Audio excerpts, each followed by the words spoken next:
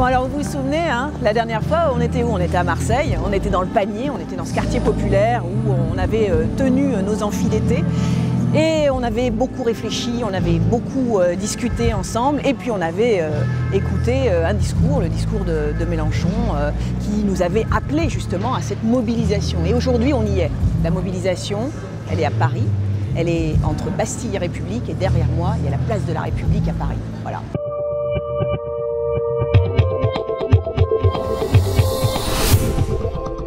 Donc on a fait ce qu'on a dit et on a dit ce qu'on a fait.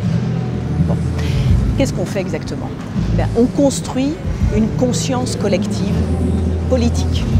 La conscience que nous sommes une force populaire. Et c'est pour ça qu'on a voulu appeler cette marche la marche contre le coup d'État social.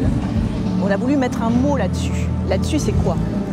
C'est une méthode, c'est un discours gouvernemental. C'est une manière de se présenter comme ça devant le peuple, avec, vous l'avez vu, hein, le décorum élyséen, quasi monarchique, et en même temps avec une touche US, vous voyez un peu le truc? Le président assis, entouré de 2 ministres, et qui signe les ordonnances, et pas de Premier ministre. Or, le Premier ministre, c'est qui? Bon, je vous le rappelle, il s'appelle Édouard Philippe. Mais surtout, c'est qui institutionnellement? C'est celui, et c'est le seul, avec son gouvernement qui est responsable devant la représentation nationale. Et bien lui, il n'est pas là. Bizarre, non? Donc finalement, les ordonnances sont mises en scène, c'est-à-dire la signature est mise en scène, par qui? Par celui qui n'est responsable devant personne, le président de la République. Et le tour est joué. Si vous voulez, c'est le beurre et l'argent du beurre. Vous avez la puissance présidentielle qui s'exprime et l'irresponsabilité présidentielle qui s'exprime. Et l'irresponsabilité en général de ce pouvoir, puisque le seul censé être responsable, c'est-à-dire le Premier ministre, est absent de la scène. Ah. Alors il n'y a pas que ça qui fait peur, il y a le contenu aussi. Et le contenu, c'est ces fameuses ordonnances dont on a vu que voilà, on allait vers plus de flexibilité dans le travail. Et en même temps, on nous raconte que non, c'est pour notre bien, c'est pour nous protéger. On nous dit également « Make the planet great again » à l'ONU. On dit à Trump ses 4 vérités. Sauf que, en même temps, qu'est-ce qu'on fait? On va signer le CETA, le fameux traité entre le Canada et l'Europe.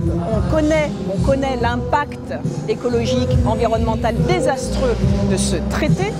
Autre élément, récemment, Nicolas Hulot, le ministre de l'Environnement, a signé le décret qui permet de continuer à exploiter des gisements d'hydrocarbures en Guyane. Nicolas Hulot, d'accord? Donc qu'est-ce que ça veut dire ça? Ça veut dire qu'on se moque de nous. Ça veut dire qu'en tout cas, il y a un principe de gouvernement qui consiste à dire une chose et son contraire, et faire son contraire. Et c'est fait pourquoi? Pour nous couper l'herbe sous le pied, pour nous empêcher de réagir. Et de notre point de vue, cela constitue un coup d'État, au sens où c'est rendre impossible le consentement à ce qui se fait en notre nom. Alors, c'est pas parce que quelqu'un nous tape dessus qu'on va dire ouais, c'est super, ou j'ai rien vu venir et je peux rien faire. C'est exactement le contraire. Quand on dit qu'on construit une conscience collective et que on se mobilise, etc. On se mobilise d'ailleurs jamais seul. On est pris dans une dynamique que l'on construit nous-mêmes avec des connexions, avec des points d'appui qui sont dans le monde du travail, la protection qu'offrent les syndicats avec lesquels on travaille, avec lesquels on parle, avec lesquels on agit nous-mêmes en tant que syndiqués, souvent en tant que travailleurs.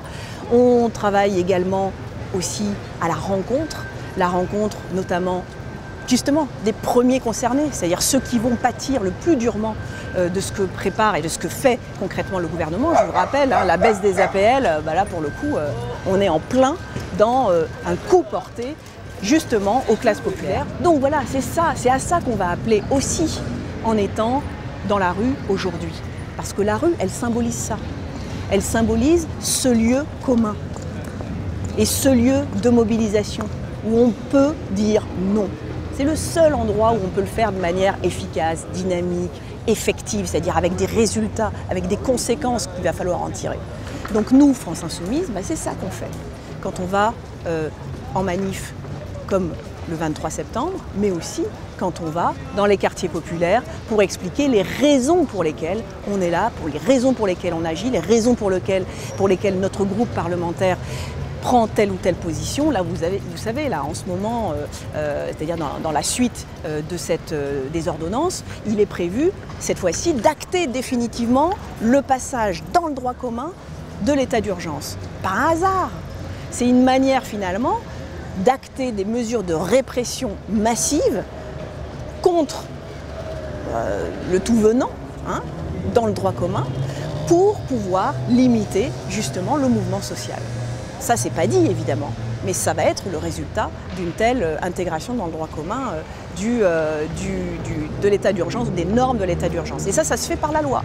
Donc, notre groupe parlementaire doit être là pour dire non, c'est pas possible, il y a d'autres arguments, il y a d'autres manières de faire, et voici ce qu'on propose alternativement à ce qui se fait en matière de sécurité. Bon. Donc, voilà, il faut être partout. Vous avez compris, hein ?